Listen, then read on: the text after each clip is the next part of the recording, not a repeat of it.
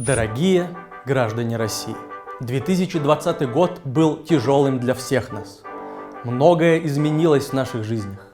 Конституция, курс доллара, офисный дресс-код. Но что-то осталось неизменным. Президент. Будет ли 21 лучше? Посмотрим. Да, 2020 год был и правда крайне сомнительным. Но все, даже самые скептичные люди, Новый год воспринимают как начало новой жизни. С 1 января все обязательно будет по-другому.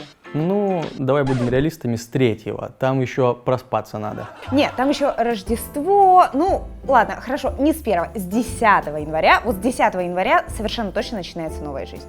А перед ней большой праздник. Самый важный праздник в году. Как встретишь, так и проведешь, как говорится. Так давайте же встречать его так, как хотелось бы, чтобы прошел 21 год. Новый год – это домашний праздник, особенно новый 2021.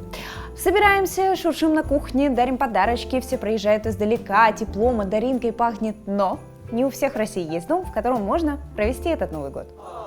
Бездомные – это люди, которые оказались на улице и которым некуда пойти. Ни елки, ни подарков, ни теплых новогодних носков от бабушки. По официальной статистике, на 2010 год в России было 64 тысячи бездомных семей. По оценкам благотворительной организации «Ночлежка», в одном Петербурге их более 50 тысяч. По стране миллионы. Это разные люди, и почти никто из них этого не выбирал.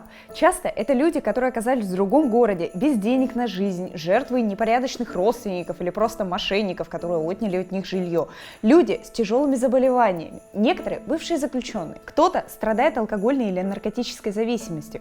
А на самом деле это абсолютно не важно. Кем бы человек ни был, как бы у него ни повернулась жизнь, никто не должен жить на улице, особенно зимой. Помогать бездомным очень нужно. Можно купить продукты, пустить погреться, просто хотя бы, чтобы не выгонять на мороз. Но главное – это организованная и системная помощь. В разных городах есть организации, которые занимаются помощью бездомным, иногда государственные, иногда религиозные, а чаще благотворительные. Самый, наверное, известный проект – это «Ночлежка», который работает в Петербурге и в Москве. Это сеть приютов, прачечных, душевых и пунктов выдачи нужных вещей и одежды.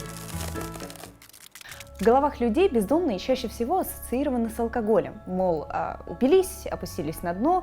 На деле нет. Люди куда чаще приобретают зависимость уже на улице. А еще даже крайняя степень алкогольного опьянения не повод оставлять человека умирать от переохлаждения.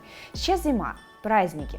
Всем очень весело, и оказаться в сугробе может как бездомный, так и вполне себе одомашненный человек, который просто возвращается домой с веселой тусовочки у друзей. Не проходите мимо спящих людей на улице, особенно зимой. Это совершенно точно не закончится для них ничем хорошим. Разбудите, проводите в тепло. Боитесь взаимодействовать? Привлеките прохожих, вызовите полицию. В конце концов, должна же быть польза какая-то от нее. Если необходимо, вызывайте скорую. Вы можете как угодно относиться к алкоголю, но наказанием за него не может быть смерть. Да и просто, ребята, будьте добрее. Добрее ко всем. К людям, которые принимают непонятные вам жизненные решения. К тем, кому не повезло так, как повезло вам. И к тем, кто, может быть, плохо выглядит и неприятно пахнет, но остается человеком, которому нужна помощь. Ни один ребенок в мире не мечтает вырасти и замерзнуть под Новый год на улице.